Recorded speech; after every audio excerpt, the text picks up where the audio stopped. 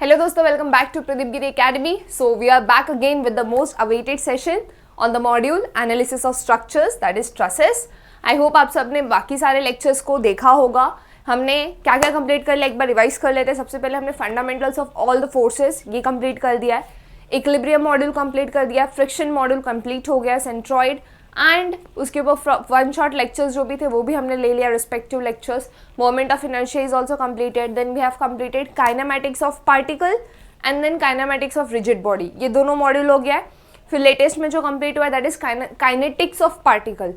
And then वो module complete करने के बाद here we are with our next module that is analysis of structures. Analysis of structures ये module is nothing but under the name of trusses. बाकी सारे किसी किसी university में ट्रस होगा, किसी किसी यूनिवर्सिटी में स्ट्रक्चर्स होगा. सो मेजर डिफरेंस है नहीं दोस्तों.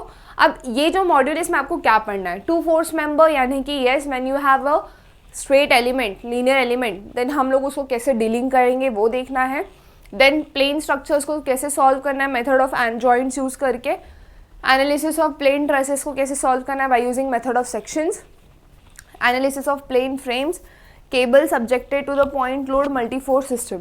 अभी यहाँ पे हम लोग आज जो भी लेक्चर्स रहेंगे उसमें कैसे करेंगे, ये सारे पॉइंट्स का इंट्रोडक्शन रहेगा पहले, देन हम उसके न्यूमेरिकल सॉल्व करेंगे. तो इसके लिए आप ना इंट्रोडक्शन वाला पार्ट स्किप मत करना. लाइक हम लोग फर्स्ट इंट्रोडक्शन लेंगे, देन उसके बाद हमारा न्यूमेरिकल आएगा एंड देन उसके साथ हम प्रोसीड करेंगे. तो स्टार्टिंग विद द लेक्चर में सबसे पहले हम ये जान लेते हैं कि व्हाट इज एक्चुअली ट्रस. तो ट्रस का डेफिनेशन मैंने यहाँ पे स्क्रीन पे लिख रखा है. What is the definition says the structure made up of straight members pin jointed to each other. अब यहाँ पे आप देख सकते हो कि ये जो मेंबर्स है ये यहाँ पे एक पहले हमने फल्ली ले लिया. फल्ली पता होगा आपको, है ना. एक प्लेन ऐसा स्ट्रक्चर, लकड़ा इतना बड़ा, वो ले लिया. ये यहाँ पे ऐसे लिया है. फिर उसको मैंने नीचे से इससे सपोर्ट दिया. देन यहाँ पे तो सपोर्ट देना पड़ेगा तो इसको मैंने ऐसे ऐसे करके सपोर्ट दे दिया एंड यहाँ पे मेरा वो नीचे सपोर्ट आ गया. तो जब मैंने ऐसे स्ट्रक्चर्स बनाए तो इसको बोला जाता है structures made up by trusses, truss. So here we are using straight members. क्या यूज करें दोस्तों, स्ट्रेट मेंबर. यानी कि अगर मैं यहाँ पे देखूँ तो ये जो पॉइंट है इसको मैं बोल सकती हूँ जॉइनिंग पॉइंट्स या फिर जॉइंट पॉइंट जो भी है, क्योंकि यहाँ पे ये क्या हो रहा है, जॉइंट हो रहा है, राइट. तो यहाँ पे ये दोनों के बीच में एक जॉइंट मेंबर है, एक ये दोनों के बीच में एक मेंबर है. मेंबर यानी कि एक पार्ट, राइट. ये एक हमारा पार्ट बोल सकते हैं. ये दोनों के बीच में एक मेंबर है, ये दोनों के बीच में एक मेंबर है. ये तो काफ़ी कॉमन सा स्ट्रक्चर होगा जो आपने देखा होगा, करीब से देखा होगा, जहाँ पे ये ऐसे नट बोल्ट लगे रहते हैं in the perspective to keep it joint, right. And यहाँ पे मेंबर्स है, लीनियर मेंबर. ये देखो यहाँ पे इस तरह स्ट्रेट मेंबर्स बोल सकते हो. तो ऐसे स्ट्रक्चर्स क्यों बनाए जाते हैं, ऐसे स्ट्रक्चर्स इसके लिए बनाए जाते हैं ताकि हमारा जो टोटल वजन है वो चीज़ का वो एक सपोर्ट के तौर पे ले रहे हैं ना. हम सपोर्ट को थोड़ी हैवी कर सकते हैं तो सपोर्ट हल्का भी रहे और टिकाऊ भी रहे. तो इसके लिए हम लोग क्या यूज़ करते हैं दोस्तों, ट्रसेस. अब ट्रसेस यूज़ करने के लिए हमें ये तो पता होना चाहिए ना कि वो मेरा ट्रस कितना फोर्स झेल सकता है. अगर मेरे बॉडी के ऊपर 10 किलो न्यूटन, अगर मैंने जो ट्रस बनाया उसके ऊपर 10 किलो न्यूटन आ गया तो सारे स्ट्रेट मेंबर्स में, सारे लीनियर मेंबर्स में इस पर मैंने 10 किलो न्यूटन का पतरा रख दिया तो यहाँ पे ये सारे स्ट्रेट मेंबर्स में कितने कितने फोर्सेस लगेंगे ये तो मुझे पता होना चाहिए, राइट. तो यही सब कैलकुलेट करने के लिए हमारे पास जो मेथड्स है that is joint method and the second is section method, वो हम डीप में देखने वाले हैं, राइट. तो आज हम लोग जॉइंट मेथड पढ़ेंगे और उसके ऊपर एक न्यूमेरिकल भी सॉल्व करेंगे ताकि आपकी जो क्लैरिटी है वो बनी रहे. लेकिन उसके पहले देख लेते हैं कि टाइप्स ऑफ ट्रसेस कितने होते हैं. तो types of trusses are nothing but very simple concept. यहाँ पे आपको बस ये पता होना चाहिए कि जो आपके ट्रसेस है वो मेनली 3 टाइप्स के होते हैं. हाँ, मैंने क्लासिफिकेशन नहीं पूछे, तरह तरह के. एक होता है प्लेन ट्रस. प्लेन ट्रस माने जो मेरा ट्रस का स्ट्रक्चर है, राइट, वो मैंने ना एक प्लेन में बना रखा है. एंड दूसरे प्लेन में कौन से स्ट्रक्चर्स आ सकते हैं, देखो ये वाला जो स्ट्रक्चर है वो एक प्लेन पे माने यानी कि एक इस पे ही लाई कर रहा है, ठीक है. लेकिन यहाँ पे इसके पास 2 प्लेन है. एक आगे का ऐसा रहता है ना. आपका ये क्या है, ट्रांसमिशन केबल टावर. तो एक आगे का टावर का पार्ट रहता है, एक पीछे का ऐसे रहता है. तो यहाँ पे क्या हो रहा है दोस्तों, ट्रसेस का प्लेन सेपरेट हो रहा है. लेकिन अगर आप ये देखो अपने वो रेलवे ब्रिजेस होते हैं ना, उनका वो ब्रिज का साइड का पार्ट देखो, वो क्रिस क्रॉस की तरह रहता है. That is formed on one plane. फिर उसके सामने वाला रहता है वो दूसरे प्लेन पे रहता है, राइट. तो इस तरह हम लोग बोल सकते हैं कि जो प्लेन ट्रस है वो एक सिंगल प्लेन पर रहते हैं, right. We can say like that. फिर आ जाता है दोस्तों हमारा second truss, that is rigid truss. अब रिजिड ट्रस्ट का मतलब क्या है, वो ट्रस्ट जिस पे जब मैं फोर्स लगाऊंगी, वो ट्रस्ट पे अगर मैंने फोर्स लगाया तो वो कोलैप्स नहीं होगा। कोलैप्स इन द सेंस दोस्तों वो टूटेगा नहीं, that will be having the capacity to hold the force acting upon it, तो उसके ऊपर उतनी कैपेसिटी बनी रहेगी। तो जब आपको ये क्वेश्चन आएगा ना, right the types of trusses, तो आप इसको लिख सकते हो, डिफाइन कर सकते हो। फिर सिंपल ट्रस्ट क्या हो जाएगा दोस्तों, simple trust is nothing but the trust made up of triangle elements. Like अगर मैं ब्रिज की बात करूँ तो एक पॉइंट से लेकर दूसरे पॉइंट तक हमने ऐसा देखा है, ये ऐसे ट्रायंगल्स एक दूसरे से कनेक्टेड रहते हैं। सो दिस इज नथिंग बट हमारा सिंपल ट्रस्ट, राइट। तो यहाँ पे से ट्रायंगुलर अरेंजमेंट रहता है जहाँ से हमारी ट्रेन जो रहती है वो जाती है, राइट। ऐसे हमारा ट्रेन जाएगा यहाँ से, तो ये ऐसा कुछ स्ट्रक्चर रहता है कनेक्टेड, एंड ये सिंपल ट्रस्ट हो गया हमारा। रिजिड ट्रस्ट यानी कि जो जिसके पास कैपेसिटी है, रिजिड वर्ड से समझ जाता है भाई उसके अंदर कैपेसिटी है, वो डिफॉर्मेशन नहीं देगा, एंड डिफॉर्मेशन नहीं देने की वजह से वो पूरी कैपेसिटी होल्ड करके रख सकता है, दैट्स इट, ठीक है। Now moving to the very important part, that is classification of trusses. बहुत इंपॉर्टेंट क्वेश्चन है, आता है एग्जाम्स में थ्योरी के रूप में, तो वो आपको पता होना चाहिए। So the trust is classified broadly in two parts. पहला है परफेक्ट ट्रस्ट, दूसरा है इम्परफेक्ट ट्रस्ट। तो हम लोग जो भी न्यूमेरिकल सॉल्व करने वाले हैं ना, वो परफेक्ट ट्रस्ट ही रहेंगे हमेशा। बट यहाँ पे देख लेते हैं कि भाई ये होते क्या है। परफेक्ट ट्रस्ट यानी कि स्टेबल, स्टेबल यानी कि जो हिलता नहीं है, जिसका जो स्ट्रक्चर है वो वैसे का वैसे डिफाइंड रहता है through out it's life.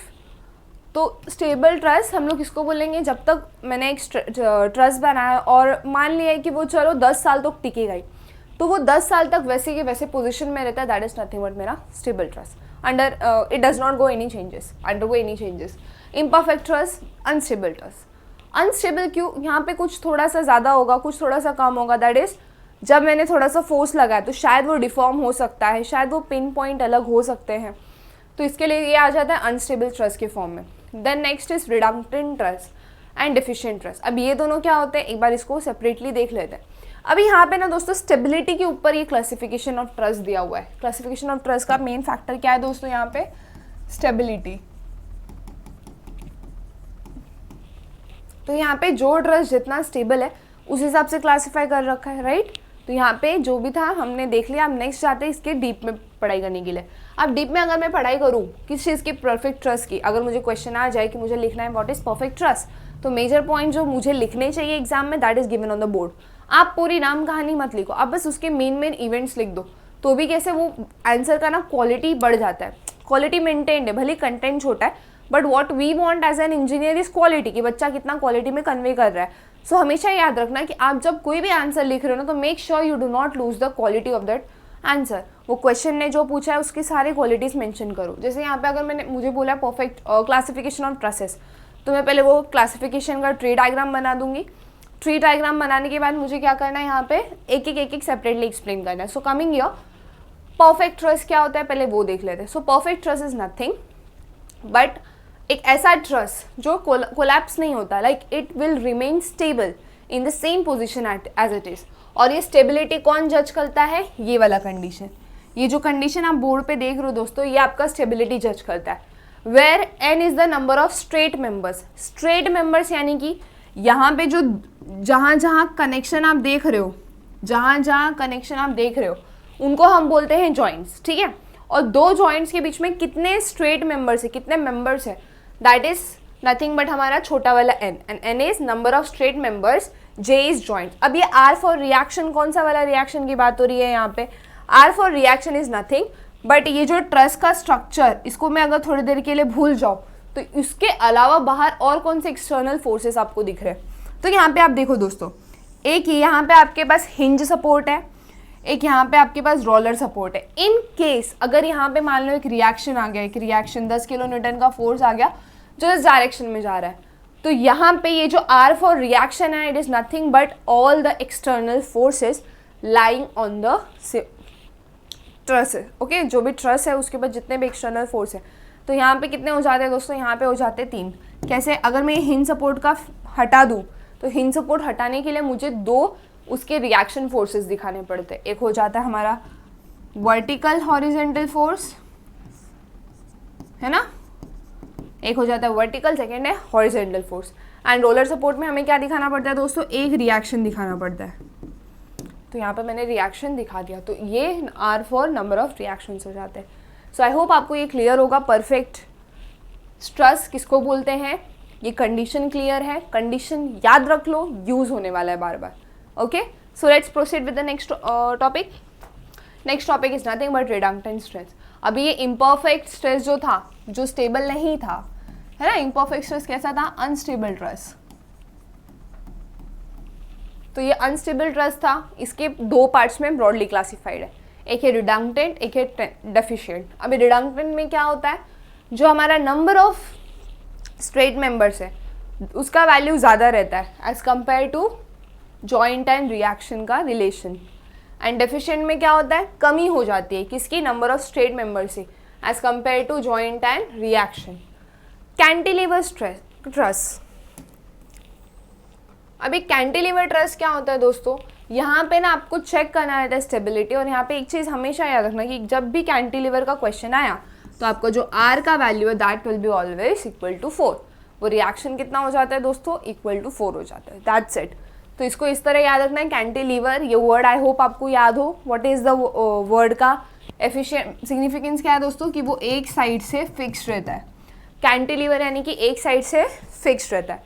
So this was all about the types of trusses and the relation between them, कि हमें उसको याद किस तरह रखना है ताकि हमारे जो न्यूमेरिकल है उसके सॉल्यूशन ईजी हो जाए। ठीक है दोस्तों, अब न्यूमेरिकल सॉल्व करने के लिए ना हमें कुछ अजम्पशंस करने पड़ते हैं। वो अजम्पशन क्यों करने हैं, ताकि हमारा जो न्यूमेरिकल है उसमें अनवांटेड पार्ट्स ना आए। अब कौन कौन से अजम्पशन है पहले वो देख लेते हैं। तो यहाँ पे मैंने बोर्ड पे लिख रखा है, अब जैसे जैसे हो जाता है स्क्रीनशॉट ले लो दोस्तों, यही नोट्स है same. Assumptions made in analysis. The joints of a truss are assumed to be pin connected. कैसे कनेक्टेड है वो दोस्तों, पिन से कनेक्टेड है। And frictionless, so cannot resist moments. तो इसकी वजह से वो क्या होते हैं, फ्रिक्शनलेस होते हैं, इसके वजह से चांसेस है कि मोमेंट हो सकता है। पिन कनेक्टेड यानी कि अगर मैं ये दोनों मान लो मेरे स्ट्रेट मेंबर्स है, ये दोनों को मैं ऐसे ज्वाइन करूँ, यहाँ पे एक ऐसा खिल्ला ठोक दूँ, अब वो खिल्ला ठोकूंगी तो मैं इसको ऐसे ऐसे रोटेट कर सकती हूँ ना, तो दैट इज नथिंग बट मेरा पिन कनेक्टेड। वो खिल्ले को मैं पिन बोल दूँ and here I can rotate this like this. ठीक है, सो पिन कनेक्टेड, और जिसकी वजह से वो मोमेंट को रोक नहीं सकता। देयर आर चांसेस कि वहाँ पे मोमेंट होने हैं। The truss is loaded at the joints only. और एक चीज़ अज्यूम करना है कि जो भी ट्रस के ऊपर एक्सटर्नल लोड लगेगा वो कहाँ लगेगा, जॉइंट्स पे लगेगा। ठीक है, third, the truss is perfect truss. अब यहाँ पे परफेक्ट ट्रस यानी कि स्टेबल, यानी कि n is equal to 2j minus r. ठीक है, तो ये यहाँ पे याद रखना है कि it will be always equal. The members of truss are straight, uniform and they are 2 force members. Truss कैसे है, स्ट्रेट है, यूनिफॉर्म है और 2 फोर्स मेंबर है। 2 फोर्स यानी कि अगर मैं यहाँ पे ऐसा दो जॉइंट्स के बीच में ट्रस कंसिडर करूँ तो यहाँ पे मैं फोर्स कैसे लिख सकती हूँ, फोर्स ऑफ ए बी या फिर फोर्स ऑफ बी ए, ये दोनों लिख सकते हो। ये दोनों इक्वल रहेंगे, यस इक्वल रहेंगे, बस डायरेक्शन का साइन क्या रहेगा दोस्तों, नेगेटिव आ जाएगा अगर मैं एक भी कंसिडर करूँ। अगर मान लो मेरा एफ ए बी नेगेटिव है तो ये पॉजिटिव रहेगा और दोनों इक्वल रहेगा एक दूसरे को। ठीक है, डायरेक्शन ऑपोजिट रहेगा। So this is nothing but 2 force members. And the next thing we have to remember is weight of the members. अब आप बोलोगे दीदी यहाँ पे आपने ऐसे ऐसे ऐसे इतने सारे मेंबर्स ले रखे हैं ट्रस के, तो यहाँ पे इसका वेट लेना होगा, यहाँ पे यहाँ पे यहाँ पे, है ना। नहीं, ऐसा कुछ नहीं है। आपको क्या करना है दोस्तों, वेट को नेग्लेक्ट करना है न्यूमेरिकल सॉल्व करते वक्त। तो ये अजम्पशंस बहुत इंपॉर्टेंट है। अजम्पशंस क्लियर है, आई होप आप सबको क्लियर रहेंगे। एंड जैसे ही न्यूमेरिकल का क्वेश्चन आता है ये सारी चीज़ें आपको दिमाग में आ जानी चाहिए कि फ्रिक्शनलेस है, मोमेंट हो सकता है, वेट लेना है नहीं लेना है, स्ट्रेट यूनिफॉर्म है, and the truss is a perfect truss. Perfect truss होने की वजह से आपको चेक करना है, क्या चेक करना है कि जो n का वैल्यू है वो इसको इक्वल है या नहीं है, जस्ट एक बार चेक कर लेंगे। And the truss is loaded at the joints only, से उसके जॉइंट्स पे फोर्स रहने वाला है। ठीक है, अब इसी के साथ दोस्तों शुरू करते हैं हमारा न्यूमेरिकल का पार्ट। न्यूमेरिकल का पार्ट पे जाने से पहले मैं आपको स्टेप्स बता देना चाहती हूँ कि स्टेप्स कौन कौन से लगने वाले, ताकि जब आप न्यूमेरिकल सॉल्व करो ना आपको कोई चीज़ नई ना लगे, it should sound like you are familiar with it, right. तो यहाँ पे हम शुरू करते हैं हमारा स्टेप वाला पार्ट। तो यहाँ पे आप देख सकते हो एनालिसिस के 2 मेथड है, जॉइंट और सेक्शन मेथड। तो सबसे पहले हम जॉइंट वाला मेथड यूज़ करेंगे जहाँ पे हम जॉइंट्स का सेपरेट एफबीडी निकालते हैं। ठीक है, सबसे पहले हम क्या करेंगे, check the stability. Stability check करेंगे कैसे, n equal to 2j minus 3 ये फॉर्मूला से। n क्या है दोस्तों, n for number of straight members, j for कितने जॉइंट्स हैं, r फॉर r यहाँ पे फिक्स 3 लेना है, एंड अगर वो कैंटिलीवर है तो r आपको कितना लेना है दोस्तों, 4 लेना है। बस यही चीज़ आपको 2 चीज़ याद रखनी की। सबसे पहले कोई भी क्वेश्चन आएगा, सबसे पहले आप क्या करोगे, अब मान लो ये क्वेश्चन है,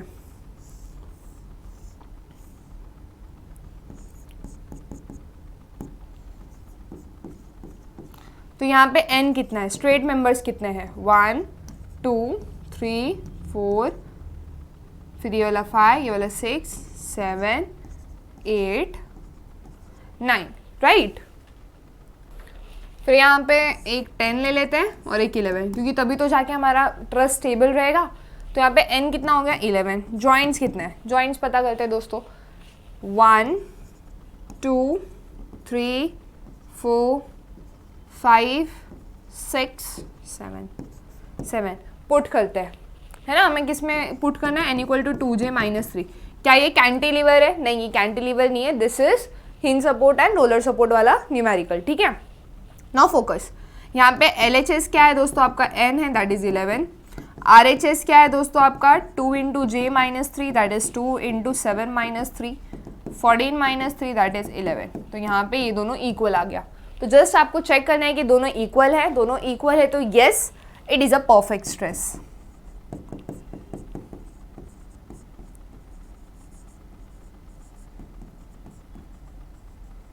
आई होप आपको ये रिमेंबर है, ध्यान में है कि ये परफेक्ट और इम्परफेक्ट स्ट्रेस क्या है, उसको हमने कैसे कैलकुलेट किया था, बाय यूजिंग दिस फॉर्मूला। तो वही फॉर्मूले को यूज करके हमने कैलकुलेट करा है यहाँ पे, ठीक है। तो ये फर्स्ट स्टेप करना है। देन आपको क्या करना है, consider FBD of entire truss. अब यहाँ पे आपको ना सबसे पहले क्या करना रहेगा पता है, जितने भी सपोर्ट्स है हटा दो। तो यहाँ पे जब आप सपोर्ट्स हटा दोगे तो यहाँ पे आ जाएंगे आपके 2 फोर्सेस। कौन से 2 फोर्सेस आने वाले दोस्तों, एक हॉरिजेंटल एक वर्टिकल। यहाँ पे आ जाएगा एक रिएक्शन। तो आपको इनकी वैल्यू कैलकुलेट करनी है। सिर्फ ये एक्सटर्नल फोर्स, जितने भी बाहर के फोर्स है ना, उनके ऊपर आपको COE लगाना है, that is condition of equilibrium लगाना है आपको, ठीक है। जितने भी एक्सटर्नल कंपोनेंट्स हैं, जितने भी बाहर से फोर्स लग रहे, देन आपको क्या करना है, जब आपको पता चल जाएगा, draw FBD of selected joints by assuming forces. ये सब होने के बाद एक ऐसा जॉइंट कंसिडर करो जहां पे सिर्फ 2 अननोन फोर्सेस हो। अभी कैसे होगा, क्या होगा, वो मैं एक्सप्लेन कर दूंगी, ठीक है, वो आपको याद रखना है। देन आपको CO यूज करना है। तो यहाँ पे ना मैंने और एक्स्ट्रा पॉइंट्स लिख के रखा है, आप इसका स्क्रीनशॉट ले लो। मेरा फर्स्ट थिंग है, इसका स्क्रीनशॉट ले लो, कुछ रट्टा नहीं मारने वाले, स्क्रीनशॉट ले लो, लिख लो अपने बुक में, ठीक है, आराम से बैठ के। देन वापस वीडियो को रिज्यूम करो और जब हम न्यूमेरिकल सॉल्व करेंगे ना, तब देखो वो कैसे जाता है, ठीक है। सो यहाँ पे हमने इतना लिख लिया एंड देन हमें क्या करना है, ये टेबल बनाना पड़ेगा। ये टेबल बनाने के लिए हम लोग को सबसे पहले पता कर लेंगे कि किस तरह प्रोसीड करना है, ठीक है। सो उसके पहले मैं कुछ बेसिक्स अपने रिवाइज करवा देना चाहती हूँ, ताकि आपको ये क्वेश्चन सॉल्व करते वक्त कोई प्रॉब्लम ना आए, ठीक है।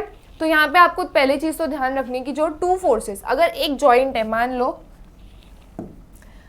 ये A नाम का जॉइंट है, यहाँ से 2 स्ट्रेट मेंबर्स निकल रहे हैं, तो यहाँ पे 2 फोर्स निकलेंगे, एक A से B तक, एक A से C तक। तो यहाँ पे एक ऐसे AB फोर्स रहेगा और यहाँ से एक FAC फोर्स रहेगा।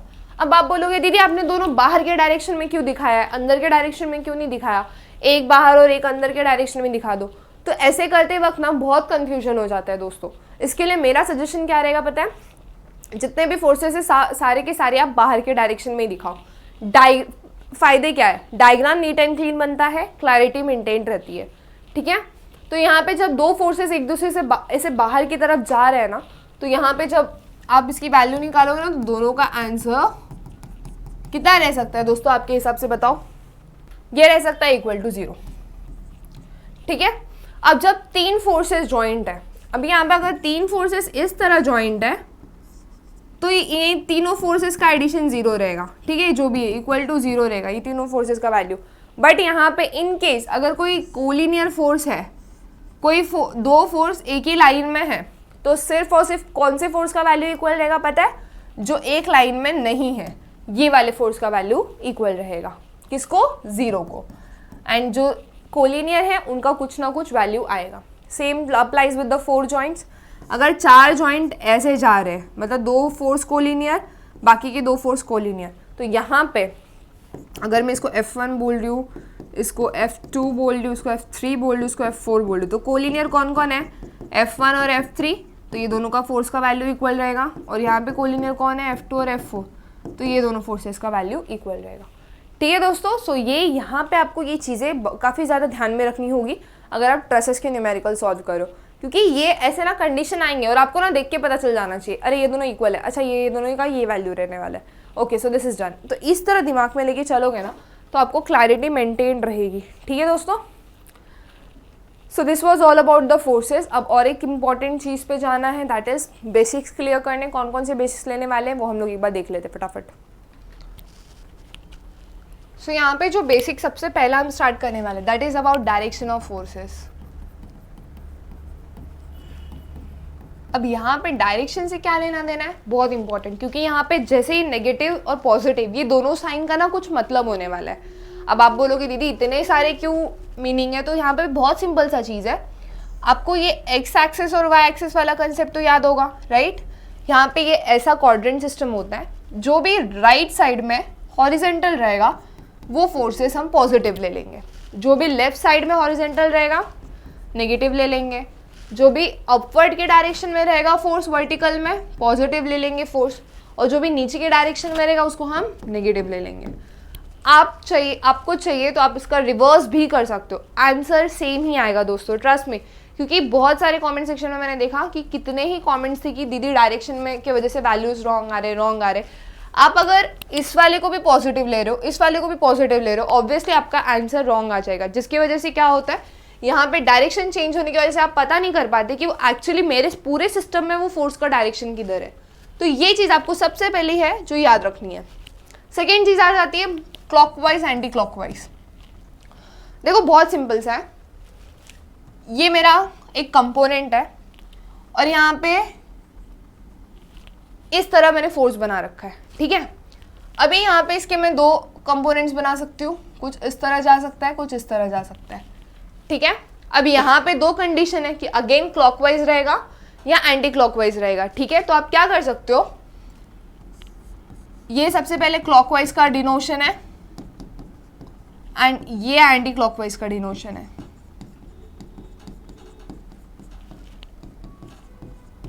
ये याद रख लो. ठीक है, अब क्लॉकवाइज को पॉजिटिव दिखाना है तो एंटी क्लॉकवाइज को उल्टा दिखाना ही पड़ेगा आपको. दिस इज लाइक रूल कि अगर कोई चीज़ सीधी है तो जो उसके ऑपोजिट डायरेक्शन में जा रही है तो उसको हम उल्टी बोलते हैं, राइट? तो यहाँ पे अगर क्लॉकवाइज पॉजिटिव है तो एंटी क्लॉकवाइज उसका उल्टा है तो उसको नेगेटिव दिखाना ही पड़ेगा. तो ये यहाँ पे कंसिडर कर लो. नेक्स्ट, अभी पता कैसे करोगे जो मेरा फोर्स है वो कैसे डायरेक्शन में जा रहा है, तो आप उसको ये देखो, मतलब किस पॉइंट से ले रहे हो. अगर मैं इस पॉइंट से देखूँ ये वाले फोर्स को, तो अगर मैं इसके डायरेक्शन से सर्कल बनाऊँ, अभी ये वाला ऑब्वियसली ऐसे थोड़ी जाएगा. अगर ये वाला फोर्स मेरे बॉडी को नीचे की तरफ यानी कि क्लॉकवाइज डायरेक्शन में घुमाने की कोशिश करेगा तो उसका थोड़ा सा जो एंगल है वो नीचे की तरफ टिल्टेड रहना चाहिए, बट यहाँ पे है टिल्टेड नहीं, तो यहाँ पे ये एंटी क्लॉकवाइज लेके जा रहा है. ठीक है, तो यहाँ पे वो फोर्स कैसे ले लोगे आप, नेगेटिव. आप या तो ये वाला स्ट्रक्चर फॉलो करो या फिर आप क्लॉकवाइज को नेगेटिव ले लो, जो कि मैं ये फॉलो करती हूँ. मैंने ये इक्विलिब्रियम फोर्सेस वाले मॉड्यूल में किया हुआ है. और एंटी क्लॉकवाइज को पॉजिटिव ले लो, इसको नेगेटिव ले लो, उसको पॉजिटिव ले लो. ठीक है, या तो ये वाला सिस्टम फॉलो कर लो या तो ये वाला सिस्टम फॉलो कर लो. सो आई होप आपको डायरेक्शन वाला सिस्टम क्लियर है, कैसे निकालना है डायरेक्शन वो भी क्लियर होगा, है ना. अब यहाँ पे अगर मेरा फोर्स नीचे की तरफ एक्ट कर रहा है और मुझे इस पॉइंट से लेना है तो मैं ये यहाँ पे ये ऐसे लेना पड़ेगा, यानी कि मैं क्लॉकवाइज चला जाएगा. लेकिन अगर मैं इस पॉइंट से ये वाले फोर्स की बात करूँ तो ये फोर्स कुछ ऐसे मुझे लेना पड़ेगा, राइट? नीचे की तरफ है ना, तो नीचे की डायरेक्शन से मैंने सर्कल बनाया उसका. तो यहाँ पे आपका जो क्लॉकवाइज और एंटी क्लॉकवाइज का नज़रिया है वो कहाँ से चेंज हो जाता है, आप जिस पॉइंट से उसको कंसिडर कर रहे हो. ठीक है, तो ये चीज़ हो गई सबसे पहली जो थी हमारी डायरेक्शन ऑफ फोर्सेस के लिए. सेकेंड चीज़ पे जाते हैं, हमारा जो सबसे ज़्यादा इंपॉर्टेंट है इस मॉड्यूल में, दैट इज रेजोल्यूशन.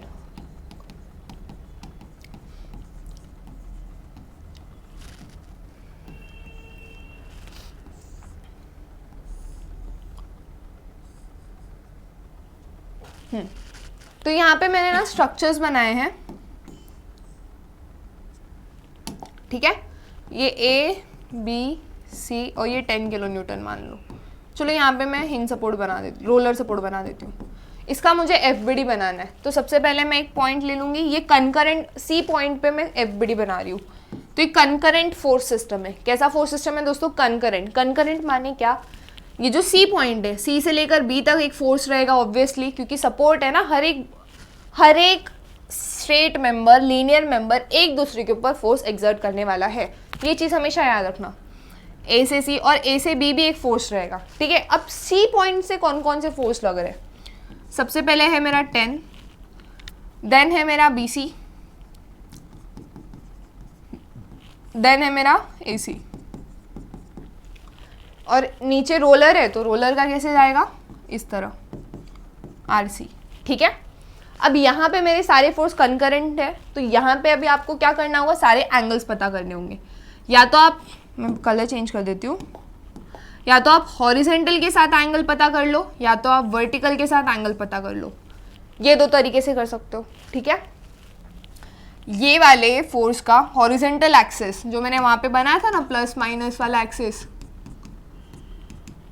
तो या तो आप हॉरिजेंटल एक्स एक्सिस के साथ कितना एंगल बना रहे हैं वो पता कर लो, या तो आप वाई एक्सिस के साथ कितना एंगल बना रहे हैं वो पता कर लो। पता करने के बाद आप क्या करो, जिधर से आपको एंगल मिल गया, जिस एक्सिस या फिर जहाँ से भी आपको एंगल मिल गया, वो वाले पार्ट को आप कॉस में स्प्लिट कर दो। 10 cos थीटा, ये हो जाएगा 10 sin थीटा। जहाँ भी जिस भी एक्सिस से एंगल टच हो रहा है उसको आप कॉस कंपोनेंट में डाल दो, जिस एक्सिस से नहीं टच हो रहा है उसको आप साइन कंपोनेंट में डाल दो, ठीक है। ये क्लियर है? यहाँ पे सिमिलरली आपको सारी चीज़ों का वैसे करना होगा, ठीक है ना। Moving to the next thing जो आपको यहाँ पे याद रखनी है, दैट इज रिजोल्यूशन के बाद हमारा condition of equilibrium. Condition of equilibrium, COE, ठीक है। क्या कंडीशंस है? जो भी मोमेंट है वो इक्वल टू 0, तो कॉन्करेंट फोर्स में मोमेंट तो इक्वल 0 रहेगा, क्योंकि यहाँ पे सिर्फ एक ही पॉइंट है और वो पॉइंट से थोड़ी कोई मोमेंट लेगा, इस पॉइंट से कोई मोमेंट नहीं आने वाले, so that is equal to 0। Moment निकालते वक्त आपको किस चीज़ का ध्यान रखना है? क्लॉकवाइज या एंटी क्लॉकवाइज। तो हम हमेशा क्लॉकवाइज को नेगेटिव लेते आए हैं। नेक्स्ट चीज़ क्या है? Summation of all the forces in x direction is equal to 0। Horizontal forces जितने भी होंगे उसके डायरेक्शन को, उसका addition equal to 0 and the direction is positive. Then summation of all the vertical forces is equal to 0। जो भी vertical direction में रहेगा उनका अपवर्ड डायरेक्शन में जो फोर्स है that will be equal to positive, ठीक है। तो ये सारी चीज़ें आपको याद रखनी होगी यहाँ पे। Resolution of forces clear, condition of equilibrium clear. अब जो हमने थोड़ी देर पहले 2 फोर्सेस, 3 फोर्सेस और 4 फोर्सेस का जॉइन देखा, उसमें आपको ऐसे कंडीशन तो ऑब्वियसली आएंगे, राइट। तो यहाँ पे आपको कैसे इसको रिजॉल्व करना है? सबसे पहले ये जो तीनों फोर्स है उसमें आपको कंपोनेंट्स बना लेने हैं। तो ये तो मैंने इसके बना दिए हैं, अब ये वाले इसके भी कंपोनेंट्स बना लेते हैं। ये ऐसे जाएंगे, ज़रूरी नहीं आप वही पॉइंट से कंपोनेंट निकलते हुए दिखाओ, आप वो फोर्स पे भी दिखा सकते हो, कोई इशू नहीं है, ठीक है। तो यहाँ पे मेरे बन गए। तो यहाँ पे जो भी हॉरिजेंटल फोर्सेस है उनका एडिशन इक्वल टू 0, और जो भी मेरे वर्टिकल फोर्सेस है, वर्टिकल कौन सा है? ये है और ये है, इनका एडिशन इक्वल टू 0। तो ये हमें कंडीशन अज्यूम करना होगा, ठीक है। सो आई होप आपको ये क्लियर है। Now moving to the next basic चीज़ जो आपको याद रखनी है, दैट इज हमारा एंगल कैसे निकालते हैं, क्वेश्चन का एंगल कैसे निकालते हैं। ये यहाँ पे आ जाते हैं प्योरली ट्रिग्नोमेट्री का use. 3 major angle, trigonometric angle कौन कौन से हैं हमारे? Sine, cos, tan. Sine is opposite upon hypotenuse, cos is adjacent upon hypotenuse, tan is opposite upon adjacent, ठीक है। अब यहाँ पे देखो, अगर मान लो आपके पास ऐसा स्ट्रक्चर है, ऐसा ट्रस का स्ट्रक्चर है, और यहाँ पे बोला है ये वाला एंगल निकाल के दिखाओ, तो आपको क्या क्या चाहिए वो एंगल कैलकुलेट करने के लिए? सबसे पहले आप क्या करो, ये एंगल को ना एक ऐसे ट्रायंगल के नज़रिए से देखो, मतलब उसको एक ऐसे ट्रायंगल में इंसर्ट करने की कोशिश करो जहाँ पे 90 डिग्री बन रहा हो। क्या बन रहा हो दोस्तों? 90 डिग्री का एंगल बन रहा हो। 90 डिग्री का एंगल बनेगा तो आप किसका यूज़ कर सकते हो ब्रॉड वे में? ट्रिग्नोमेट्री का, ठीक है। अब यहाँ पे देखो, थीटा के बाजू वाली साइड को हम क्या बोलते हैं, एडजेसेंट। थीटा के सामने वाले साइड को हम क्या बोलते हैं, ऑपोजिट। और थीटा का जो ट्रायंगल का 90 डिग्री के सामने वाला साइड है, जो थीटा से नहीं रिलेट करेगा ज़्यादा, 90 डिग्री के सामने वाले साइड का आप क्या बोलोगे उसको, हाइपोटेन्यूज। तो यहाँ पे अगर आपके पास ये तीनों में से कोई भी दो वैल्यू पता है, ये तीनों में से कोई भी दो वैल्यू पता है, जैसे कि एडजेसेंट हाइपोटेन्यूज हो गया तो आप कॉस ले लो, ऑपोजिट हाइपोटेन्यूज हो गया तो आप साइन ले लो, और थीटा का ऑपोजिट और एडजेसेंट पता है तो आप क्या ले लोगे, टैन। तो ये तीनों तरीके से आप थीटा की जो वैल्यू है वो कैलकुलेट कर सकते हो, है ना इजी। बस यही लॉजिक आपको याद रखना है। क्वेश्चन में ये ऑपोजिट कैसे दिया रहेगा, ऐसे बाहर के साइड में दिया रहेगा वर्टिकल डिस्टेंस, तो आप ये वर्टिकल डिस्टेंस को अंदर ट्रेस कर सकते हो, तो आपको पता चल जाएगा कि हाँ भाई इसका जो डिस्टेंस है दैट इज नथिंग बट ये जो बाहर का डिस्टेंस दे रखा है इन्होंने। देन नेक्स्ट चीज़ आपको क्या याद रखनी है, अगर मान लो ये दोनों इक्वल दिया है एंड आपको ये पूरा लेंथ दे रखा है, तो सिंपल, ये दोनों इक्वल है तो ये मिडन का काम करेगा। तो अगर ये 10 है तो ये 5 हो जाएगा इतना, और ये भी 5 हो जाएगा। तो आपको इस वे में हर जगह लॉजिक यहाँ पे लगने वाला है। तो इसके लिए मैं ये सब इसी लेक्चर में ब्रशअप करवा दे रही हूँ ताकि आपका जो क्लैरिटी है वो मेंटेन रहे, ठीक है। और अगर थीटा दिया हुआ है तो उससे आप क्या निकाल सकते हो दोस्तों, डिस्टेंस निकाल सकते हो। कैसे, सिंपल, थीटा दिया हुआ है और एक साइड आपको पता है दैट इज एडजेसेंट, तो आप क्या कर सकते हो, उसका इन्वर्स ले लो, इन्वर्स लेने के बाद मल्टीप्लाई कर दो तो आपको वैल्यू आ जाएगा। तो वही सब कंसेप्ट है जो हमें ये न्यूमेरिकल में यूज़ होगा, एंड ये न्यूमेरिकल में यूज़ होने वाला है। इसके लिए मैं आपको न्यूमेरिकल भी दिखा देती हूँ। सो this is the structure of the truss जो हम आज सॉल्व करने वाले हैं। यहाँ पे आपको ध्यान देना है कि यहाँ पे ये जो वर्टिकल डिस्टेंस है वो 8 मीटर है, यानी कि ये वाला जो वर्टिकल डिस्टेंस है इसको मैं अगर अंदर की तरफ ट्रेस करूँ तो ये इसका डिस्टेंस दिया हुआ है, इसका डिस्टेंस अलग होगा, इसका डिस्टेंस भी अलग होगा। लेकिन एक बार मुझे ये एंगल पता चल गया तो मैं क्या बाकी डिस्टेंस निकाल सकती हूँ ईजिली। तो बस फिर वही कंसेप्ट यूज़ करेंगे एंड इसको सॉल्व करते जाएंगे, ठीक है। सो यहाँ पे दोस्तों आप देख सकते हो कि यहाँ पे हमने जो न्यूमेरिकल लिया है वो काफ़ी शॉर्ट है, राइट। यहाँ पे हम लोग देख सकते हैं कि एक सिंपल सा ट्रस का स्ट्रक्चर है जहाँ पे ये कुछ पॉइंट्स है। कौन कौन से पॉइंट्स है, A B C D E F G H। ये पॉइंट्स क्यों दिए मैंने, ये पॉइंट नहीं दोस्तों कि नाम है जॉइंट्स के, कि जो मेरा लीनियर स्ट्रक्चर है ये यहाँ पे मेरा एक स्ट्रक्चर आया, ये दूसरे स्ट्रक्चर के साथ इस पॉइंट से ज्वाइन हुआ, फिर यहाँ पे मैंने पिन ठोक दिया, फिर यहाँ पे दूसरा ज्वाइन किया, फिर ये दोनों को सपोर्ट करने के लिए मैंने यहाँ पे एक ज्वाइन किया, फिर यहाँ से एक लिया, फिर यहाँ से ज्वाइन किया। तो ये काफ़ी एक लंबा स्ट्रक्चर दिख रहा है आपको, राइट दोस्तों। एंड यहाँ पे ये स्ट्रक्चर होने की वजह से हम लोग जो प्रोसीडिंग्स करेंगे वो सबसे पहले रहेगा हमें step 1 that is stability check करना है। स्टेप 1 क्या रहने वाला है दोस्तों, चेकिंग द स्टेबिलिटी। तो यहाँ पे लिख देते हैं चेकिंग स्टेबिलिटी। कौन सा फॉर्मूला चेक करता है, n equal to 2j plus 3 या -3। अब ये 2j क्या है दोस्तों, सबसे पहले बात तो j है जॉइंट्स, n है नंबर ऑफ स्ट्रेट मेंबर्स या फिर लीनियर मेंबर्स। तो यहाँ पे सबसे पहले स्ट्रेट मेंबर्स कितने हैं वो कैलकुलेट कर लेते हैं। तो A से B 1, B से C 2, 3, 4, 5, 6, 7, 8, 9, 10, 11, 12, 13। कितने दोस्तों आपके पास स्ट्रेट मेंबर्स यहाँ पे 13। तो यहाँ पे लिख देते हैं हमारे पास n इक्वल टू है 13, और फिर 2 इंटू जे कितने हैं, j यानी कि जॉइंट्स 1, 2, 3, 4, 5, 6, 7, 8। यहाँ पे j कितने निकले दोस्तों, 8 ही निकले, राइट। -3 कितना हो गया, 16 - 3 दैट इज इक्वल टू 13। तो मेरा n is equal to 2j - 3। तो ये मेरा कैसा ट्रस हो गया, this is a perfect truss, this is a perfect truss, यानी कि ये स्टेबल है ना। तो ये आपका फर्स्ट स्टेप हो गया। अब ये स्टेप आपने क्लियर समझ लिया, काफ़ी इजी तरीके से था। हमने आइडेंटिफाई किया क्या कि जो स्ट्रेट मेंबर्स है, 2 पॉइंट के बीच का एक स्ट्रेट मेंबर, दूसरा, तीसरा, चौथा, पांचवा, छठा, सातवां, आठवां, 9, 10, 11, 12, 13, ठीक है। ये n हो गया आपका नंबर ऑफ स्ट्रेट मेंबर्स। अब यहाँ पे हम लोग थोड़ा स्टेप्स पे जाते हैं। Okay, so this is the step. तो सबसे पहले हमने स्टेप नंबर 1 कर लिया, चेकिंग द स्टेबिलिटी। अब हमें क्या करना है, FBD बनाना है पूरे ट्रस का। तो चलो बना लेते हैं।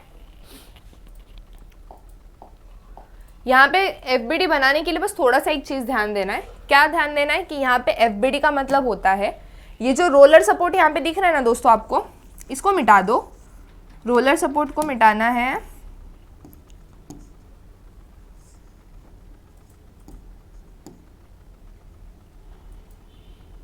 हिंज सपोर्ट को मिटाना है। रोलर सपोर्ट हट गया तो यहाँ पे एक रिएक्शन आ जाएगा RH, हिंज सपोर्ट हट गया तो यहाँ पे HA VA, दो रिएक्शन आ जाएंगे हॉरिजेंटल और वर्टिकल। तो यहाँ पे आपने दूसरी चीज भी बना दी FBD, ठीक है।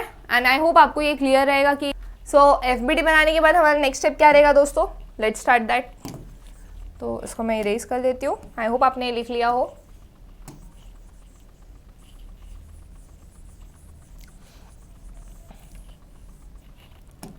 Step number 2, finding the reaction components.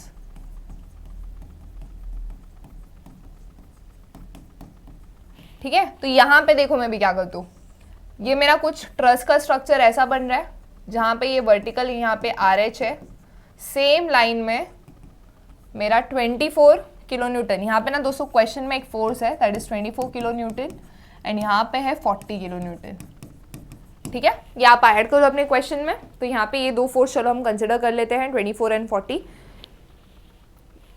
Then आपको क्या करना है दोस्तों, ये 24 है, ये यहाँ पे 40 है, यहाँ पे ये हॉरिजेंटल है, यहाँ पे ये वर्टिकल है।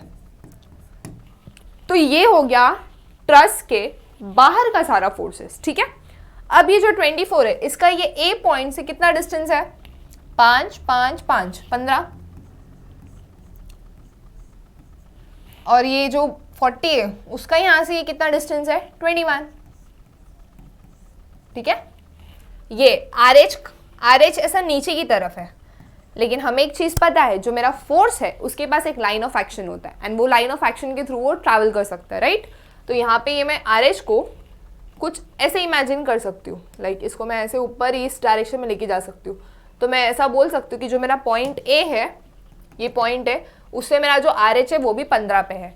तो यहाँ पे सबसे पहले रिएक्शन कंपोनेंट्स निकालने के लिए आपको कंडीशन ऑफ इक्विलिब्रियम लगाना है, applying COE, condition of equilibrium. तो फर्स्ट कंडीशन क्या है दोस्तों, summation of all the moment at A point. अब A पॉइंट पे ही क्यों लिया मैंने, क्योंकि वहां पे दो अननोन है, तो दोनों अननोन गायब हो जाएगा, ये अननोन गायब हो जाएगा, तो मुझे इजीली ये वाला अननोन मिल जाएगा ना। ये वाला अननोन अगर मैं इस पॉइंट से मोमेंट ले लूँ तो ये वाला अननोन गायब हो जाएगा, जिसकी वजह से मुझे ये वाला अननोन मिल जाएगा। तो यहाँ पे मैं summation of moment at A that is equal to 0, and जो भी कौन सा डायरेक्शन लेने वाले हम दोस्तों, जो भी नीचे की तरफ है यानी कि क्लॉकवाइज, उसको हम पॉजिटिव ले लेंगे या तो नेगेटिव ले लेते हैं जैसे हमने लिया है हमेशा, ठीक है। तो यहाँ पे सबसे पहले शुरू करते हैं, ये पॉइंट पे ले तो ये पॉइंट के सारे फोर्सेस हट गए। 24 नीचे की तरफ है यानी कि ये कैसे जा रहा है क्लॉकवाइज, तो -24। A पॉइंट से कितना डिस्टेंस है इसका, A पॉइंट से ये 24 और ये डिस्टेंस कितना है, फोर्स और इसके बीच में पॉइंट के बीच में डिस्टेंस कितना है 15। देन -40 और A पॉइंट के बीच में 40 × 21, RH और A पॉइंट के बीच में plus RH × 15 and this is all equal to 0। तो RH का वैल्यू आप कैलकुलेट कर सकते हो, फटाफट कैलसी ले लो, मैंने फ़ोन में ही कैलसी खोल रखी है। तो -24 × 15, 40 × 21, RH × 15, तो RH की जो वैल्यू आ जाएगी दोस्तों आपको दैट इज 80 न्यूटन एंड ये ऊपर की तरफ है, ठीक है। सो दिस इज ऊपर की तरफ in the sense anti clockwise, इसका डायरेक्शन कैसा है एंटी क्लॉकवाइज। क्लॉकवाइज नेगेटिव होने की वजह से 24 भी क्लॉकवाइज घुमा रहा है, 40 भी क्लॉकवाइज घुमा रहा है, RH ऊपर की तरफ है यानी कि एंटी क्लॉकवाइज घुमाएगा इस पॉइंट्स को, हाँ इस पॉइंट से ये और एंटी क्लॉकवाइज घुमाएगा। तो इस तरह इसको इमेजिन करना है। तो हमें RH मिल गया, अब समेशन ऑफ FX करते हैं। तो यहाँ पे x डायरेक्शन में कौन से फोर्सेस है, एक ही है HA and that is equal to 0। अब समेशन ऑफ FY करते हैं, वर्टिकल लेग है VA है -24 और ये -40 और ये प्लस RH। अभी RH का वैल्यू तो आप सबको पता है, कितना आ गया RH का वैल्यू 80, मिटा दो इसको। तो VA का वैल्यू कितना आ जाएगा जब आप इसको कैलसी में सॉल्व करोगे दोस्तों,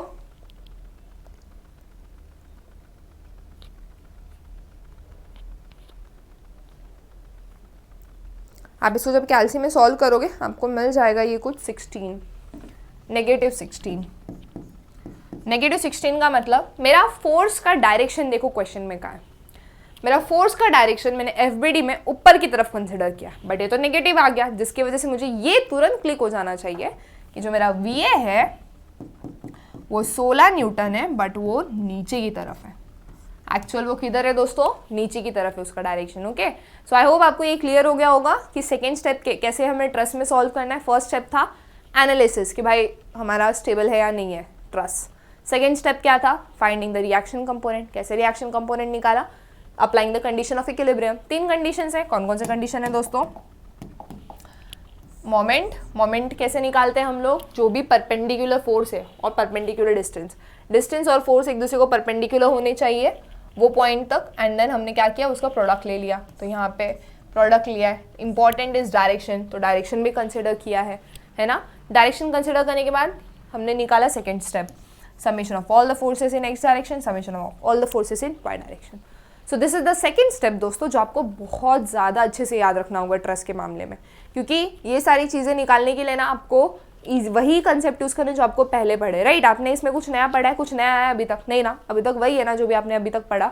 सो बहुत ईजी क्वेश्चन है, बस यहाँ पे ना बच्चे फालतू में इसको थोड़ा सा मगअप करने की कोशिश करते हैं, याद अरे ऐसे ऐसे, अरे थोड़ा सा लॉजिक लगा लो, ऐसे किया फिर ऐसे किया फिर ऐसे किया, एंड देन आप इजीली सॉल्व कर सकते हो। ठीक है, proceeding to the next step now. Step 3 क्या कहता है दोस्तों? सबसे पहले यहाँ पे हम इसको इरेज कर देते हैं। आई होप आप सबने लिख लिया हो। स्टेप 3 में आपको ना सारे जॉइंट्स को समझना है। जॉइंट्स को समझने के बाद आप उस पर क्या करोगे पता है? जितने भी जॉइंट्स के फोर्सेस लग रहे हैं ना वो सब कैलकुलेट करना है। तो प्रोसीडिंग कुछ रहने वाली है इस तरह। सो यहाँ पे हम स्टेप 3 कर देते हैं, and then finding the joint forces. यहाँ पे सबसे पहले आप क्या करो पता है? मेरा पर्सनल एडवाइस रहेगा, ये जो हिंज सपोर्ट और रोलर सपोर्ट वाला पार्ट है ना उसको अभी फिलहाल के लिए फोकस मत करो। उसके अलावा जो बाकी जॉइंट्स है जैसे कि B, C, D, F, G, तो इस पे फोकस करो। यहाँ पे D पे भी 2 से ज़्यादा जॉइंट है तो उस पर भी मत करो। फिलहाल B और F, C और G ये पॉइंट्स पे फोकस करते हैं। तो यहाँ पे आप अगर बाय ऑब्जर्विंग B पॉइंट देखोगे, B जॉइंट, तो वहाँ पे आप देख सकते हो कि यहाँ पे ना B जॉइंट से एक AB और एक BC, इस डायरेक्शन में AB, इस डायरेक्शन में BC और इस डायरेक्शन में F, ऐसे फोर्स निकल रहे हैं। तो क्या मैं यहाँ पे बोल सकती हूँ कि जो मेरा BF है वो 0 होने वाला है और जो मेरा AB और AC है वो दोनों एक दूसरे को इक्वल होने वाले हैं? ये मैंने कैसे बोला? क्योंकि हमने थोड़ी देर पहले पढ़ा था 2 फोर्स वाला जॉइंट। अगर 2 फोर्सेस जॉइंट है तो उसमें अगर कोलिनियर है फोर्स, कोई भी फोर्स एक लाइन में लग रही है तो वो दोनों इक्वल हो जाएगा, और जो उसके ऑपोजिट है दैट इज BF वो मेरा 0 हो जाएगा। देन नेक्स्ट क्या निकालना है आपको? By observing C joint. C joint पे देखो, एक इस साइड में BC निकल रहा है, एक इस साइड में CD निकल रहा है, एक इस साइड में CG निकल रहा है, एक इस साइड में CF निकल रहा है। 4 फोर्सेस निकल रहे हैं, राइट। मतलब यहाँ पे क्या हो जाएगा दोस्तों? सिर्फ ये BC और 4 side BC will be equal to 4 side CD, और ये CF 4 साइड C से F तक 0 हो जाएगा, एंड 4 साइड C से G भी 0 हो जाएगा।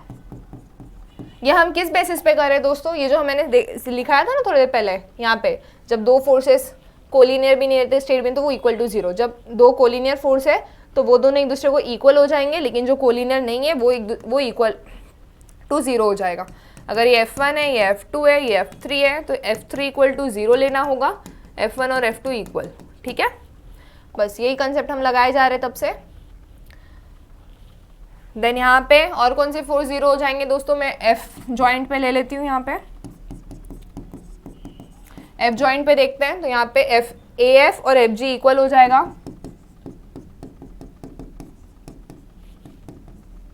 और यहाँ पे FB4 0, BF इक्वल टू 0, वो तो हमने पहले भी निकाल के रखा है ना। ये फोर्स है, हाँ, 4 साइड है AB, 4 side AC। Then coming to G point, G में भी FG और GH इक्वल हो जाएगा। यहाँ पे G जॉइंट की बात कर रही हूँ मैं, FG और GH equal.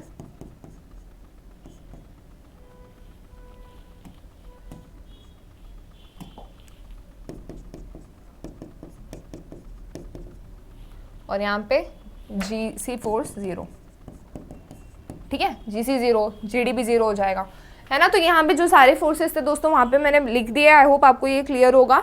And then proceed करते हैं हम लोग सबसे पहले equilibrium of joints, that is सबसे पहले जो जॉइंट कंसिडर करेंगे दैट इज डी वाला, ठीक है। अभी यहाँ पे आप डी वाला देखोगे तो वहाँ पे आप देख सकते हो कि वहाँ पे एक ऑलरेडी फोर्स एक्ट कर रहा है। अगर मैं डी जॉइंट कंसिडर करूँ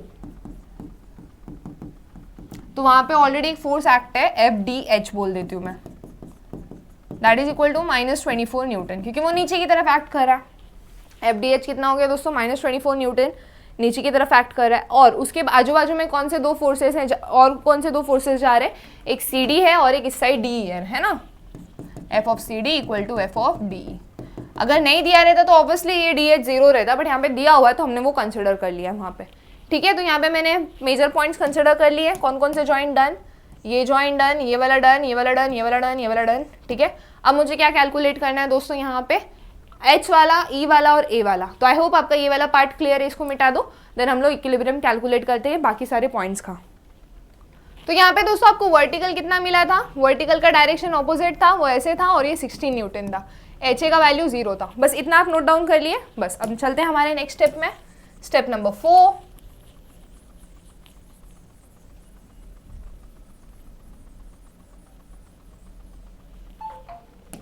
What does the step number 4 says?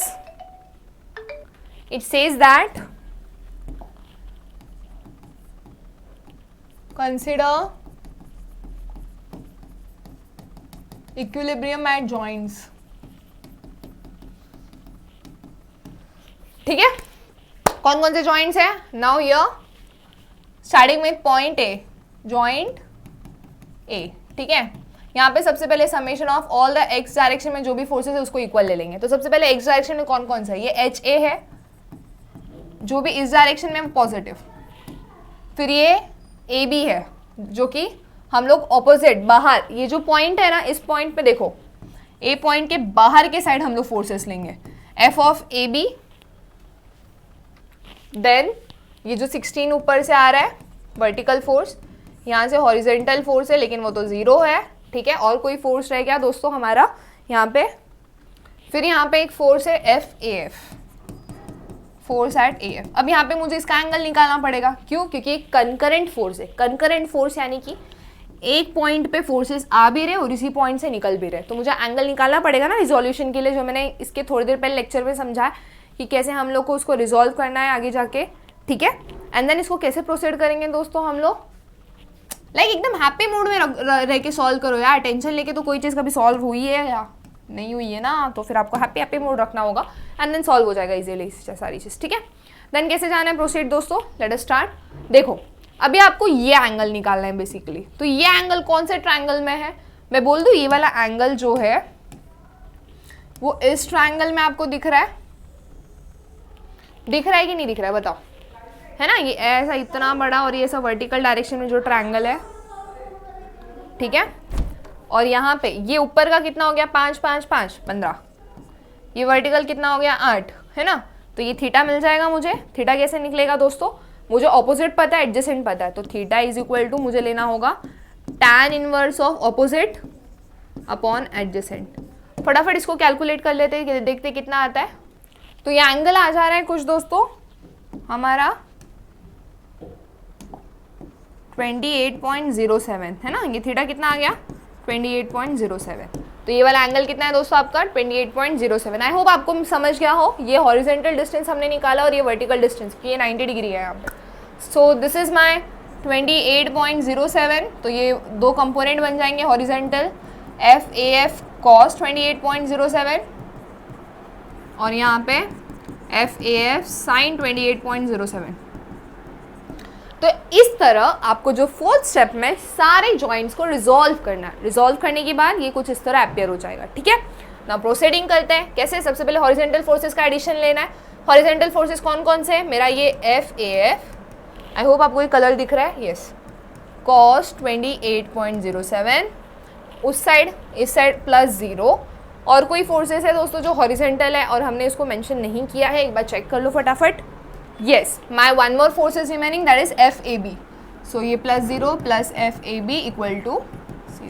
सो यहाँ पे मेरे पास 2 अननोन फोर्स है अभी भी, तो इसको हम वैसे का वैसे ही रहने देंगे। देन नेक्स्ट किस पे जाना है अभी हमें, समेशन ऑफ, इसको इक्वेशन नंबर 1 दे दो, देन कैलकुलेट करो समेशन ऑफ एफ वाई,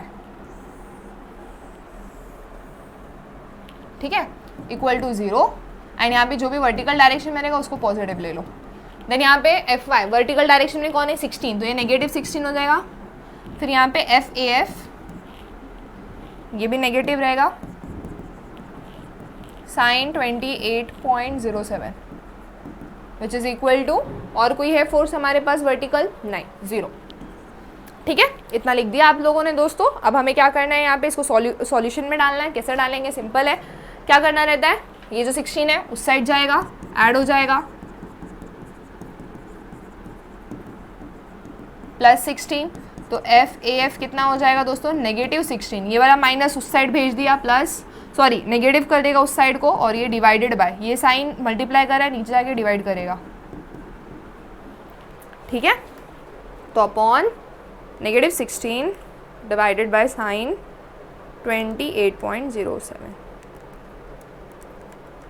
तो ये कितना आ रहा है दोस्तों, एक मिनट, ब्रैकेट कंप्लीट करना मत भूलो।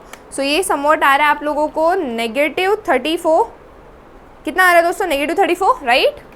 तो यहाँ पे मेरा एफ ए एफ कैसा आ गया, नेगेटिव 34 न्यूटन, ठीक है। ये फिलहाल आपको नेगेटिव में ही रखना है, इसको आप डायरेक्शन मत चेंज करना कि भाई एफ ए एफ को मैंने बाहर की साइड लिया है तो अंदर की साइड आ रहा है, इसका मतलब यानी कि ये नेगेटिव डायरेक्शन में, रुको फिलहाल के लिए, ये नेगेटिव डायरेक्शन हम चेंज यहाँ नहीं करेंगे, हम डायरेक्टली जो टेबल बनाने वाले हैं ना, नंबर, मैग्नीट्यूड और नेचर वाला, उसमें लिखेंगे। तो यहाँ पे इसको इधर तक रहने दो।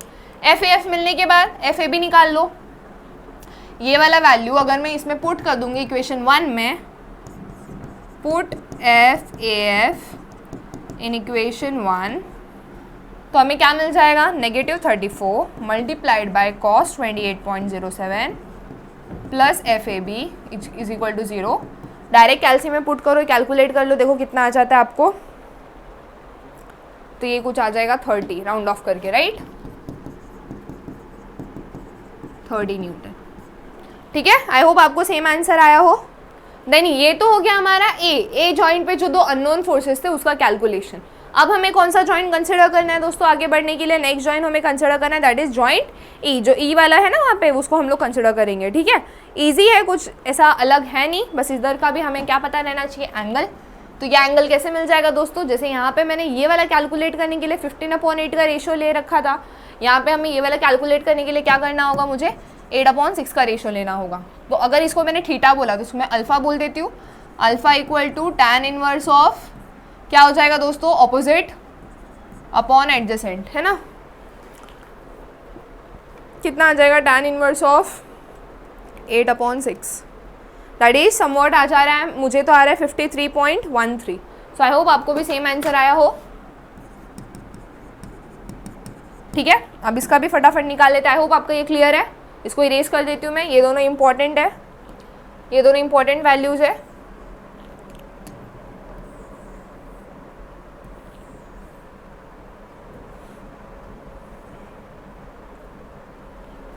इसको साइड में रख देते, वैल्यूज इंपॉर्टेंट है करके, ठीक है। बाकी इरेज, ये जॉइंट ए का हो गया। अब कौन से जॉइंट पे काम कर रहे हो दोस्तों, जॉइंट डी पे।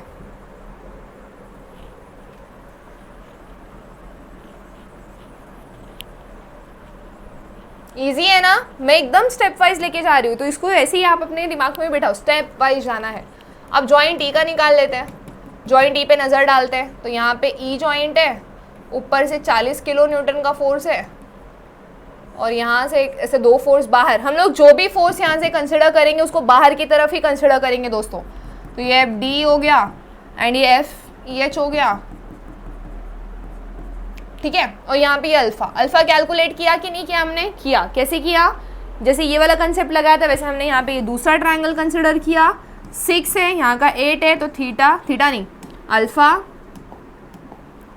Equal to tan inverse of opposite में 8 है divide by 6, alpha equal to 53.13, ठीक है। तो ये ई एच के 2 कंपोनेंट हो जाएंगे, एक है F E H cos of 53.13, ये हो जाएगा F E H sine of 53.13, ठीक है। एंड बाकी सारे फोर्सेस तो मैंने यहाँ पे बोर्ड पे लिख ही रखे हैं। तो चलो सॉल्व करते हैं। सबसे पहले हम लोग कंडीशन लगाएंगे इक्विलिब्रियम का। कंकरेंट फोर्स में मोमेंट लगाने की ज़रूरत है नहीं, क्योंकि यहाँ पे एक ही तो पॉइंट है, एक ही तो पॉइंट है भाई, उसमें से सारे फोर्स निकल रहे हैं, तो उसको मोमेंट लगाने की ज़रूरत नहीं है। समेशन ऑफ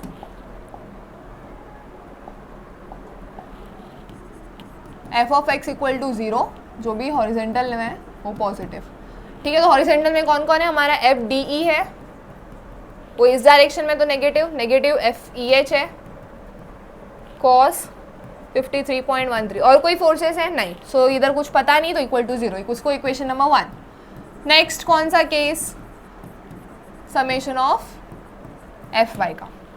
अभी यहाँ पे 40 नीचे की तरफ है तो नेगेटिव 40, एफ ई एच का है ये भी नीचे की तरफ, तो negative F E H sine 53.13, और इक्वल टू कुछ है और नहीं 0। तो यहाँ पे मैं ई एच निकाल सकती हूँ, कैसे देखो, ये 40 वहाँ चला जाएगा तो प्लस 40 हो जाएगा, और ये जो मल्टीप्लाई कर रहा है यहाँ डिवाइड कर देगा, और ये नेगेटिव, तो यहाँ पे एफ ई एच का वैल्यू कितना आ जाता है दोस्तों, कैल्सी में 40 अपॉन साइन 53.13,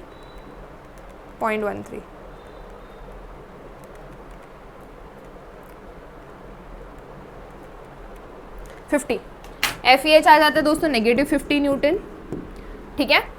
अब ये F E H negative 50 Newton आने की वजह से हम इसको इक्वेशन नंबर 1 में पुट कर देंगे, put F E H in equation 1, तो मुझे क्या मिल जाएगा, negative F D E equal to negative 50, negative into negative positive 50 हो जाएगा, तो वो वहाँ जाएगा तो नेगेटिव करेगा, मल्टीप्लाइड बाय कॉस 53.13, तो ये कितना आ जाता है दोस्तों, कैलकुलेट कर लें, तो ये नेगेटिव नेगेटिव दोनों साइड प्लस हो जाएगा, 50 कॉस 53.13, तो ये आ जाता 30, ठीक है। ये आ गया हमारा प्लस में वैल्यू। तो आई होप आपको सारे वैल्यूज़ मिल गए हो एंड समझ में आ गया हो कि सारी वैल्यूज़ की कैसे कैलकुलेशन करनी है। सारे हमने फोर्सेस कैलकुलेट कर लिए, F D E F E H भी कैलकुलेट कर लिया है यहाँ पे 40। अब एक बात बताओ, एफ डी ई और एफ सी डी इक्वल था कि नहीं था, पहले हमने जब वो फोर्सेस वाला पार्ट कंसिडर किया इक्वल था, एफ सी डी और एफ बी सी इक्वल है, एफ बी सी सॉरी ये बी सी वाला फोर्स इक्वल है, देन ये वाला फोर्स इक्वल है, ये वाला फोर्स इक्वल है। सारे फोर्सेस कैलकुलेट हो गए, टेबल में असेंबल कर दे फटाफट, इसको लिख लो, देन हम हमारा नेक्स्ट स्टेप करते फटाक से। नेक्स्ट स्टेप क्या है, फोर्स टेबल बनाना, तो इसको मैं इरेज कर देती हूँ।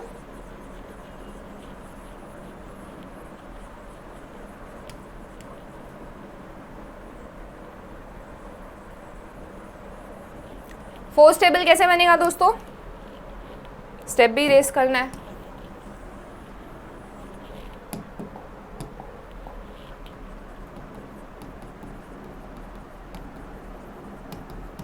सीरियल नंबर, ठीक है। सीरियल नंबर के बाद हमारा क्या आना चाहिए दोस्तों, हमने देख लेते फटाक से जो हमने लिखा है नोट्स में।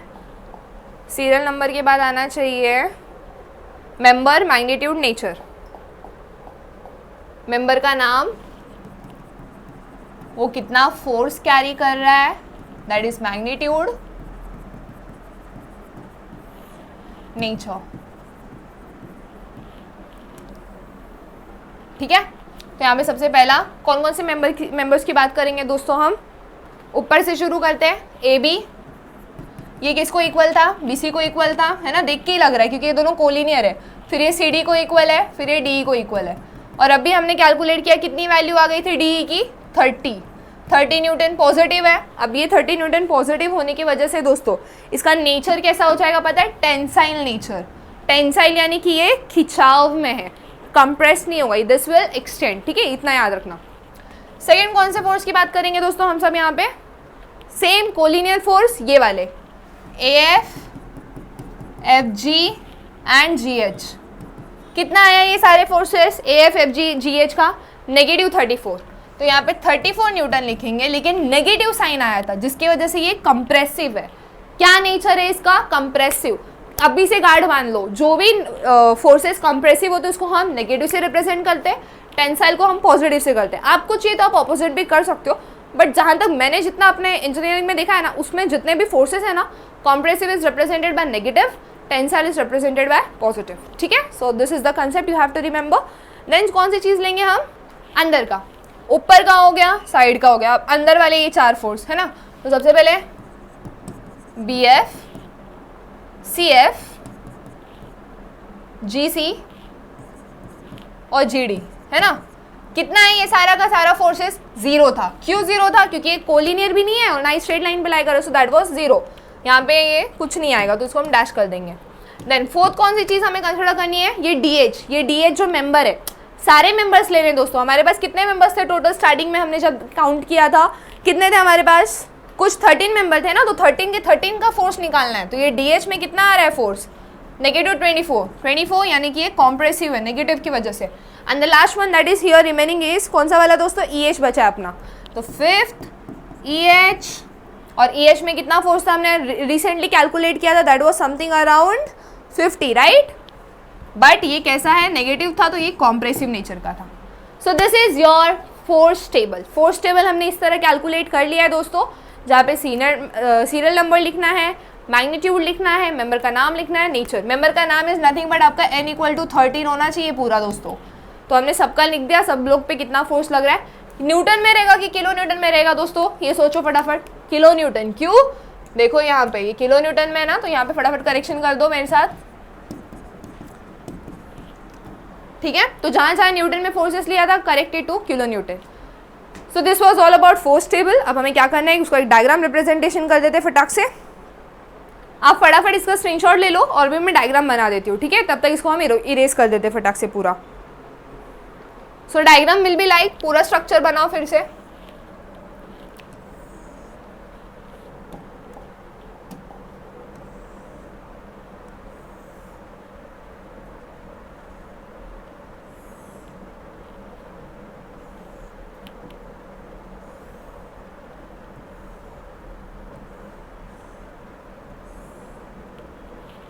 ये A B C D E F G H, यहाँ पे आपका आ गया इन सपोर्ट, यहाँ पे आपका हो गया रोलर सपोर्ट, ये H पॉइंट, ठीक है। अब आपको यहाँ पे क्या दिखाना है, सारे फोर्सेस के एरोस। तो यहाँ पे दोस्तों B हम लोगों ने इधर से आउटवर्ड फोर्स कंसिडर किया है, C से भी आउटवर्ड कंसिडर किया था, D से भी आउटवर्ड किया था, बराबर है कि नहीं दोस्तों। बट हम लोगों ने बाद में नोटिस किया कि जो कंप्रेसिव है, यहाँ पे कंप्रेस हो रहा है तो इसको इनवर्ड कंसिडर करेंगे। जो भी कंप्रेसिव है उनको इनवर्ड कंसिडर करो, टेंसाइल उनको आउटवर्ड कंसिडर करो, ठीक है। नाउ D और H भी कुछ इस तरह हो जाएंगे, ये 0, ये 0, ये 0 और ये 0, क्योंकि वो कैसे फोर्स थे दोस्तों, सारे के सारे हमने कैलकुलेट किए, तब हमें कितने मिले थे, 0 0 मिले थे। यहाँ पे ये ऐसे बाहर, यहाँ से ये कॉम्प्रेसिव, ये tensile, right. So here we are done with the diagram. I hope आपको ये क्लियर हो गया हो डायग्राम कैसे है। बाकी जो एक्सटर्नल फोर्स अप्लाई हो रहे हैं, जैसे 40 किलो न्यूटन वाला, 24 किलो न्यूटन वाला, वो भी आप दिखा दो यहाँ पे, कुछ मिस आउट मत करो। और कुछ यहाँ पे बचा है तो जस्ट कंफर्म कर लो यहाँ पे, है ना। आई होप और कुछ बचा नहीं है। और यहाँ पे ये जो हिंज सपोर्ट है इसको मत दिखाओ, इसको जस्ट यहाँ से रिमूव करो। आपको दिखाना क्या है यहाँ पे, इसके फोर्स। तो यहाँ पे ये वर्टिकल फोर्स है 16 न्यूटन का, किलो न्यूटन का, यहाँ पे ये 80 का लग रहा है। So you are done with the diagram and यहाँ पे आपका ट्रस का न्यूमेरिकल खत्म होता है। तो जो भी ये मैंने स्टेप लिखा है ना, अब आप इसको पढ़ो and let me know in the comment section कि आपको ये क्लियर है या नहीं। तो आपको आराम से पूरा समझ में आ जाएगा कि हमने क्या लिखा है, ठीक है। एक बार रीड कर लेते हैं। पहले तो स्टेबिलिटी चेक करते हैं, कैंटिलीवर है तो वो कंडीशन लगाना है, FBD पूरे ट्रस का कंसिडर करना है, रिएक्शन कंपोनेंट निकाला। फिर क्या किया, 2 जॉइंट कंसिडर किया कि जहाँ पे अननोन फोर्सेस हैं, 2 वाले रे, ठीक है। फिर FBD सिलेक्ट किया, फिर उसका फोर्स अज्यूम करके हमने सारे फोर्सेस निकाले। क्या अज्यूम किया हमने कि वो पॉइंट से सारे फोर्स बाहर के डायरेक्शन में आएंगे। देन फोर्सेस एट पॉइंट और कंकरेंट होने की वजह से हमने इक्विलिब्रियम लगा, और इक्विलिब्रियम की सिर्फ 2 कंडीशन लगेंगे। क्यों, क्योंकि कंकरेंट है दोस्तों। इसके बाद फिर सम फोर्सेस हमने ऑब्जर्वेशन से भी निकाल लिए कि जो कोलिनियर है वो रहेगा इक्वल, कोलिनियर नहीं है 0 डाल दो डायरेक्ट। देन सम स्टेप्स को रिपीट किया, फिर फोर्स टेबल बनाया एंड फाइनल FBD जो मैग्नीट्यूड और नेचर दिखा रहा है। कैसा मैग्नीट्यूड, टेंसाइल या कॉम्प्रेसिव के हिसाब से नेचर, कैसा मैग्नीट्यूड और नेचर। आई होप आपको क्लियर है। And this was all about trusses. So I hope आपको ये लेक्चर पसंद आया हो. ईजी है, कुछ टफ नहीं है, जस्ट फोकस, सिर्फ स्टेप्स याद रखो कि कैसे कैसे कैसे कैलकुलेट करना है. एंड इसी के साथ मिलते हैं नेक्स्ट लेक्चर में, जहाँ पे हम सॉल्व करेंगे ढेर सारे और न्यूमेरिकल्स. टिल देन अपना प्यार ऐसे ही बनाए रखिए दोस्तों. हम काफ़ी कोशिश करें आपके लिए जितना हो सके उतना एफर्ट्स डालने के लिए. Till then comment section open है, suggestions are welcomed, doubts are welcome. Channel पे नहीं है तो प्लीज़ लाइक कीजिए, चैनल को सब्सक्राइब कर दीजिए, दोस्तों में शेयर कर दीजिए, एंड जितना हो सके उतना इंटरेक्ट कीजिए. हमें भी अच्छा लगेगा हमें कमेंट सेक्शन में रिप्लाई करें. Till then goodbye, take care, keep learning, keep growing.